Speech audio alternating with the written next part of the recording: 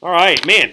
I don't know if you figured it out yet, but in life, things rarely go as planned, right? I mean, just think about life, and you realize that there are all sorts of hitches to things, and what you think is a certain thing is just it ends up not being bad. And as I was kind of reviewing for this message and looking at some of the things, I was reminded that man, early on, we have this incredible perk thanks to our oldest son, Jared, who works at Delta, and by virtue of that, we fly free. Now, today it's a different ball game for us. We fly confirmed. That is that we just say, "Hey, I want to go somewhere," and there's no standby. We just have a seat, just like we paid for it. But Delta gifted it to us as parents, and so man, it's an incredible blessing. But when he first began to do this, so one of our first trips was you had to fly standby. So you kind of had to, you could get a flight, maybe there was a seat, you might have to wait to the next one, and then once you got someplace to your destination or to a layover, you've just got to figure out all those and maneuver through those. And so Tammy and I were playing it safe, and we were going to head to Minnesota. At that time, it was a direct flight from Birmingham, Minneapolis. Man, we were going to go to the Mall of America. We were going to hang out. Life was going to be great. It had been kind of a trying time for us in ministry and things in those days, and so we were just looking forward to getting out of here. So that flight was a 5:30 flight. It takes you to Minneapolis, and you're on your way, man. You got a whole day, and it's you ride the little tram into or subway rather into the mall, and it's just an incredible experience. So we're looking forward to all of that. And I'm telling Tam, hey, let's go get your stuff together. We're just doing all this thing. So we get to the airport, and man, we're excited. We got in line, and get up to the counter, and I realize that they're looking for an ID, and I reach in my back pocket, and my wallet is not there. Now, I am not wanting to have to explain to Tammy that I just ruined this trip. So I'm trying to process as fast as my mind can. How can I get out of this? What can I do? How can I get through that little pass right there? Because if we get in there, we're good. And I realized it just wasn't going to happen. So I had to apologize. There was no way we were going to get back home and get my license and get back in time for that flight. So I said, look, we're plan B, right? Let's go to Atlanta. And she's like, Atlanta. I'm like, yeah, we're going to treat it like it's a brand new city. We'll fly in there. We'll take the MARTA, which has got to excite you if you're from Atlanta. You just know how exciting it is to ride the MARTA. And so so we do that thing, and it ended up being a great day, but it was a crazy day. We went into their South Side area and some of these places, and it was a lot like the ghetto. And so she's stepping over homeless people, but we're eating at this cool restaurant that was on diners, dives, and drive-ins, whatever that is. And we got Ferrari, and it was an incredible experience, but it wasn't what we wanted. And I realized in life that always seems like it happens, right? I mean, how many times do you do that where you're just trying to enjoy life, and everything's planned and everything's good, and then all of a sudden, bam, it's not, right? And so life takes on a whole different turn. I had a friend of mine this week. Took his family to Turks and Caicos, and it was going to be a great week. It's one of those trips of a lifetime kind of thing. So they got all that scheduled, and about 1 day or 2 days into it, he gets COVID. It's like, man, all of a sudden it's like the whole thing just collapsed on him. Life seems to do that, and so I remind us all the time, and we're going to do that even now, that there are some reasons why life doesn't go as planned. And today, he's very specific with us about what that is in the book of James. But I do want to remind us why things sometimes go awry, right? Why can't things work out? That's kind of how we think of it, right? Well, there are 3 reasons because we don't live life in a vacuum. There are variables that come into play in this deal. And so some of those is our own doing, right? Sometimes life throws me a curve, and it happens to be because of myself. I made a poor choice. I sinned, right? And I have to live with those consequences of things. And so this perfect life that we're trying to live, we can sabotage it just by simply the sin that happens to be in my own life, right? Now, you can also have all your life altered, not because of your sin, but because of somebody else's sin, and you have to live with the result of it. This week, Tammy and I watched the movie Hillbilly Elegy. I didn't know much about J.D. Vance, Trump's vice president that he announced this week. And so I thought, well, man, let me just kind of see what's going on. I knew he had a movie. It was kind of on our list to watch. And so we watched it the other day. Very moving movie. It's a story not unlike so many people that we know who just grew up hard. But his life was complicated because he had a mom who was an addict. And you can just see all of the trouble that got into his life, because if she's not there, who's raising him? And he's got a grandma that's helping, and it's a crazy story. But his life didn't go as he had planned it out in the beginning. Not because necessarily he did anything, but someone else did, and he reaped the consequences of that. And so sometimes life goes because of those things. And then the third reason is because there's what we call the sin principle. So life can fall apart because I sin. Life can fall apart because you sin and it affects me. And life can sometimes fall apart just because of the sin principle that's in life. And so these are the things that we find. And so, but the habit of our life is to think that, man, life's certain. Like I'm gonna go to school. I'm gonna graduate. I'm gonna get a job. I'm gonna get this car. I'm gonna live in this house. Right? We just kind of build our life in our head, and then it sometimes doesn't work out that way. And so this is exactly where we are in the book of James. And James, remember, I'm going to tell you, and I'm going to keep doing it because it's important for us. I've titled this Living Out Loud. James is taking what we know, because James was teaching to a church that was at this point scattered, but they were early on disciples of Jesus, a lot of them, and then they were disciples of Peter. And James, who was pastoring that first church when it was established on the day of Pentecost. And so he is teaching things that they're very familiar with. But what he's determined to do is say, listen, if you say you believe these things, then this is what your life ought to look like. And so he's basically what I call squeezing the hypocrisy out of our life. And so we know truths about Jesus. We know truths about the Scriptures. We know that trials create an endurance in us, and we know things about trials. And so we count them joy because we know that this doesn't look like fun. It may not even feel like fun, but it's going to have a great impact on our life. Now, he's saying, hey, listen, you can't just lay around, play the victim, be a whiner. You can, but it looks silly on a Christ follower. Because we know that God is going to take a deficit and turn it into an asset. And so I don't want to rehash this passage of Scripture with us, but this is what he says. One of the things he said, which we looked at last week, was the concept of slander.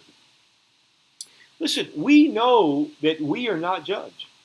We know that everyone has their own journey to walk, and we know that it's not our place to hold the gavel and bring judgment down on people. Now, we can encourage people in truth, and we can do all those things.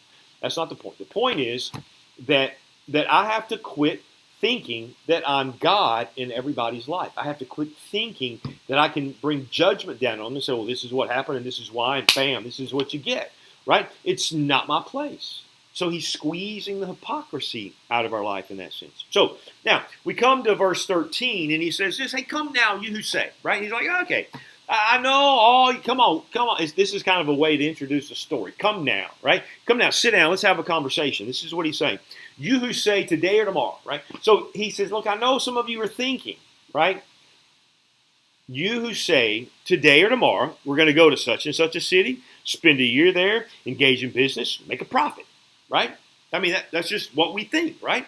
And so he's saying, listen up, big planners. Everyone's future is uncertain. This is what he wants to remind us. Your future is uncertain. He said, listen, I know you're doing that, right? You're just going, hey, today or tomorrow I'm going to do that. How many of you have done that? Man, when I was in high school, my senior year, I already knew what I wanted to do. I wanted to be a senator from the state of Alabama, and I was going to go to law school, and that's what it was going to be. So I took, my little year at Jeff State and transferred to UAB, got, working on political science degree so that I can eventually get to the University of Alabama's law school and rock on. That was my plan. And so somebody asked me, that's what I'm going to do. I said, I'm going to marry Tammy. Everybody knew that. Everybody's like, man, how do you know that? You barely know her at the time when I first met her. And so that plan of marrying Tammy, it worked out, right? I said, hey, I'm going to do this, and it did. But that's a false floor that you're walking on to assume that every time you say something's going to happen, it will. Because that whole law school thing, it took hard turns, man. I didn't even get there.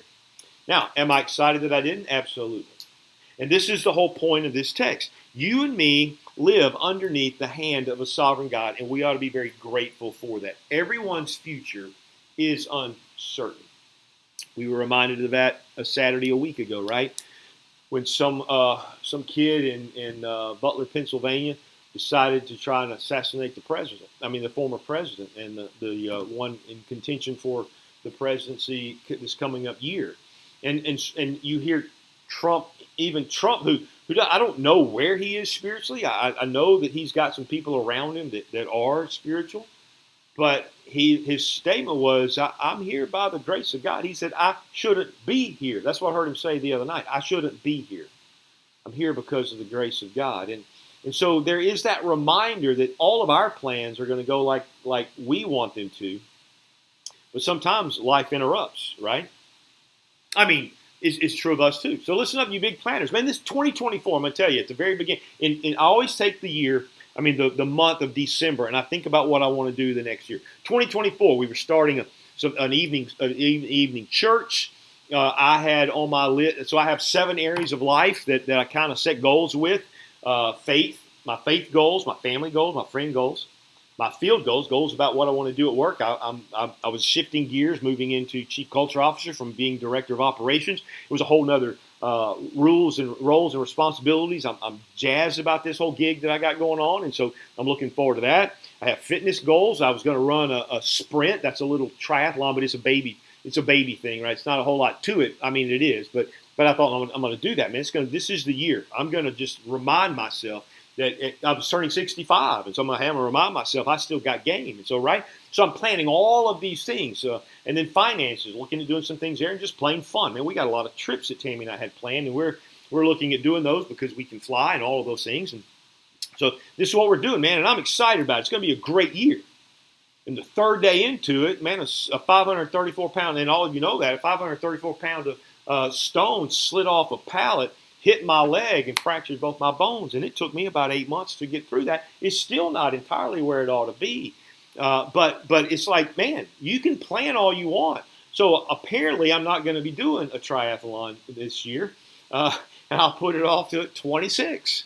And so we're rocking along. And then, man, July 3rd, Tammy gets a phone call. We're at Lowe's, and her doctor's on the phone, and she had a little lumpectomy, and everything was fine. He assured her there was nothing there, no cancer, and we're just going to rock on. And here's what's going on. He started looking at some MRI things, and he said, you have cancer. And so all of a sudden, man, it's like, wow, this was not in our wheelhouse. This was not anything we planned. And this is exactly where we find ourselves here. So this week, Tammy had surgery, and there's a recovery process. And then we find out this week if there's any other steps, or we just move on with life and live life as it's meant to be. But here's what we've realized. Life is uncertain.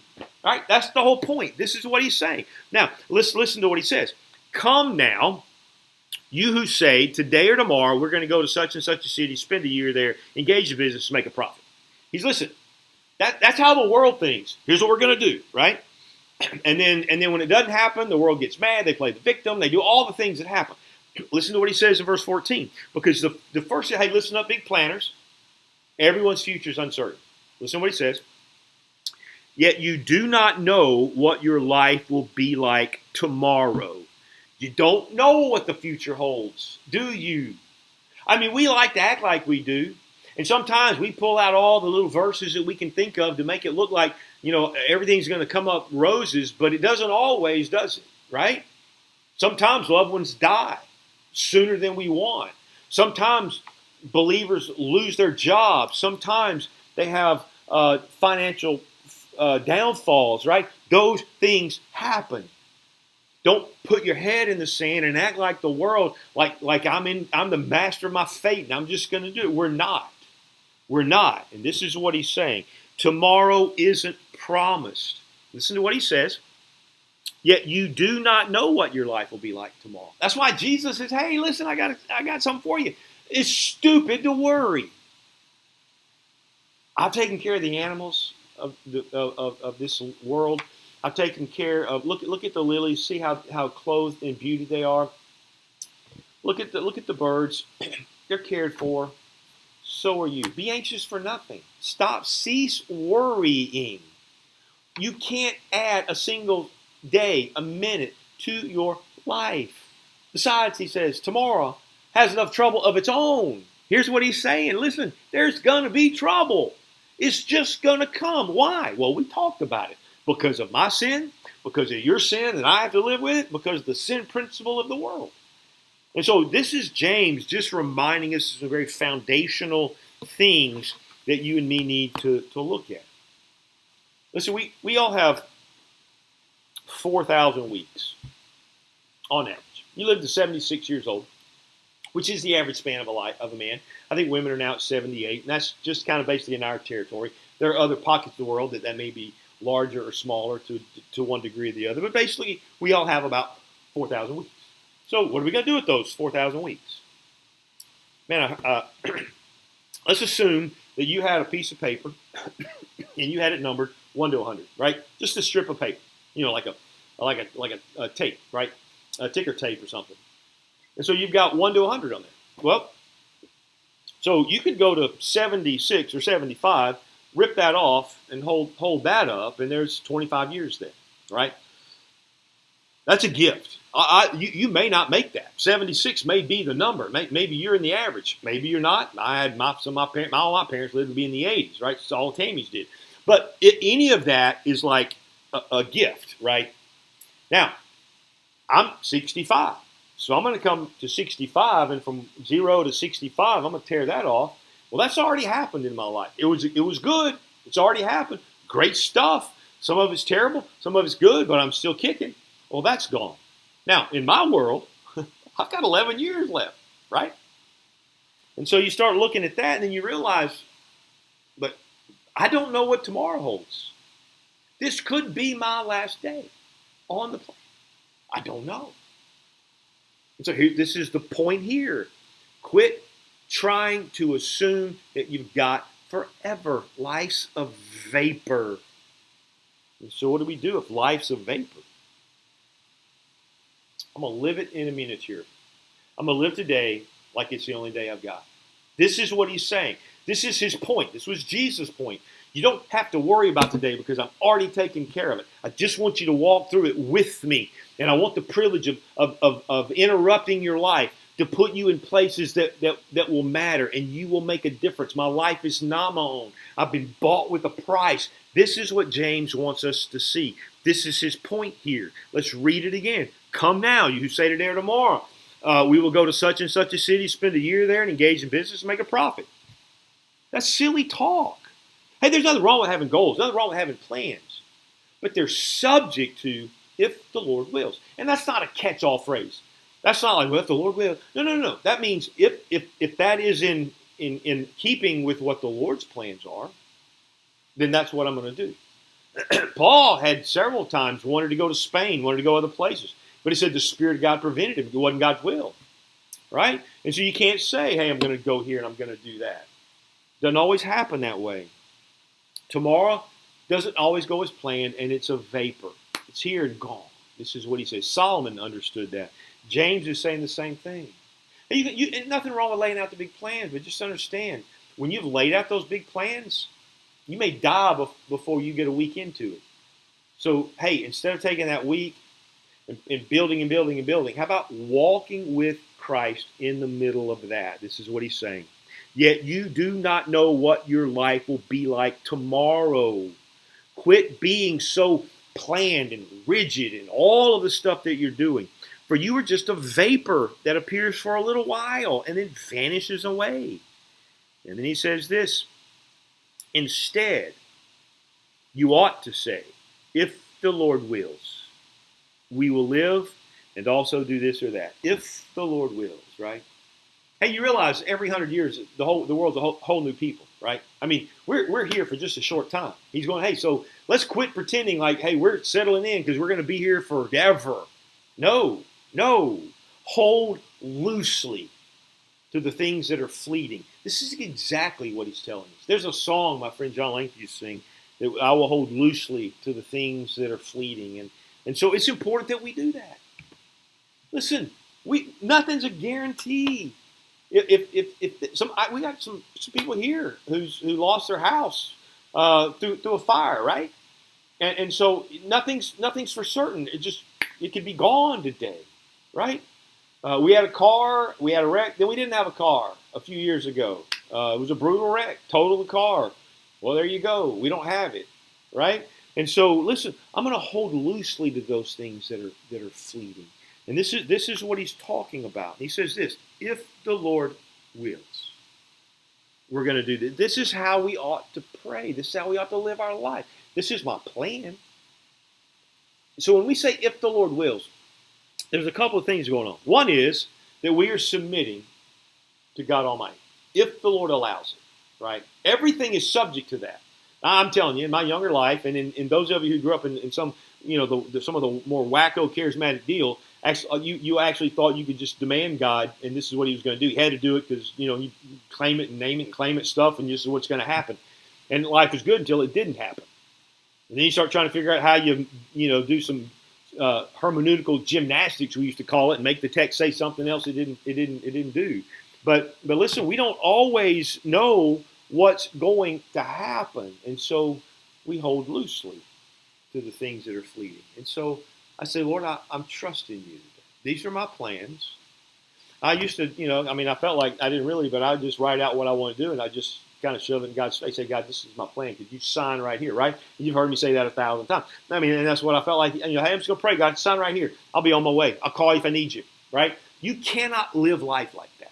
We have to live life as though it is fleeting, and that we serve underneath the head of a risen Savior.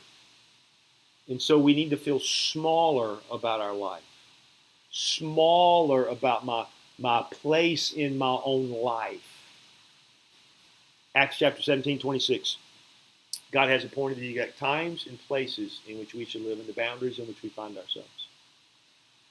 So it's important that we understand that. Listen, God designed when I was born and where I was born. I was made for this day. God also knows how many days I'm going to live, the number of the hairs on my head, no silly ball jokes, all those things, right? He knows all of that. I have an end date, an interest date, and I have an end date. Unless I get a Hezekiah moment where my days are extended, they're pretty much settled in heaven. And so there's a going home date for me. What happens in the middle of those two times, my entrance and my exit, is what I submit to God. So he gives me a passion. He gives me gifts. He gives me those things, and I want to do those things. And I want to marry this girl, and I want to have these children, and I want to get that job, and I want to do all those things. But within that framework, I have to say, but more importantly than anything else, God, I want what you want. Now, we all say that, but here's the thing. That means then that we have to be willing to allow God to interrupt our life. Those of you who love schedules and love that whole drill of, your whole calendar is filled out and it's planned and you got every moment of your day filled. Listen, let it be subject to interruption on occasion so that God can accomplish his purpose and his plan. And these are the things that we have to see. Allow God to interrupt, right? Listen, there are times when God isn't interested in what you're doing that day. He maybe is whispering to you to go see a friend who's in need. Or instead of that money that you were planning on spending here, maybe you divert it to someone else who right now has some troubles and they seem far more important than the silliness of what you were going to do with your money, right? This is how we have to see life. This is what James is saying. This is what it means to live life out loud. Not like the world who just rushes through life thinking they're playing and they're just chugging along and they're in the hustle or they're in the whatever. Listen, stop it. Stop it. Just slow down, little tiger. I used to say that to my kids all the time. Abby hated it. Slow down, little tiger. Because listen, we can try to get ahead of ourselves. Now, he's going to give us a little greater insight, and we'll be done. Verse 16, he says, but as it is, you boast in your arrogance. You boast in the fact that you think that your life is your own. It was bought with a price. It's not yours anymore. It belongs to Him. There was an exchange that took place when you asked Christ into your life. Right? That's how Jesus refers to it. What will a man give in exchange for his soul? If anyone wishes to come after me, let him deny himself, take up his cross, and follow me. What's he saying? Give me all you got. Right? There was a death that took place in my life. I died to sin. I've been risen so that now, as Christ lives, so do I. These are all scripture teachings we know, but we don't see how we apply them in the day to day. In the day to day, quit being so arrogant, thinking that you're in control of your life. You're not God. And sometimes there's going to be an interruption, and you roll with it. This is what he's saying. So for one, verse 17, so for one who knows the right thing to do and does not do it, for him it is sin. Now, we talk in terms of sin. Let me give you a sidebar and then get back to the point of that whole thing. There are sins of commission. That is sins that we choose to do, right? I choose to be mad. I choose to lie. I choose to have sex outside of marriage. I choose to hate. I choose, right? We choose, though. I choose to be greedy, jealous, all the sins. But then there are sins of omission. That's where there's something that I should do and I didn't do. Well, I didn't love you today like I should because I didn't feel like it. I wasn't generous with my money, even though I had more than I needed. I didn't find a use for it in this world to help somebody else. I didn't care for that widow. I didn't care for that orphan, right? You see, these are sins of omission. And he's tying all of this into the fact that, listen, your place is to submit to God. There are certain things that he wants you to do and certain things that he doesn't want you to do. So you know what that is. So let him have his way. That's the whole point of what he's saying. Allow God to interrupt your life. This is what it means to live out loud. Man, this is powerful truth. I'm so glad you guys came by and we had this moment to share. And so, man, I got a song, Your Glory. It's a powerful song. We're going to sing our way out of here. But hey, listen, tomorrow's Monday. I got a full deal planned, right? My day starts in the morning at 6:15. I'm meeting with my upper level management team. We're going to pray, and then I'm going to do a prayer walk. Then I've got a meeting that I'm going to be going to, and we got just the weeks going on, right? Might get interrupted. Be okay with that. Man, Lord bless you. Let's sing our way out here, and I'll see you next week, Lord willing.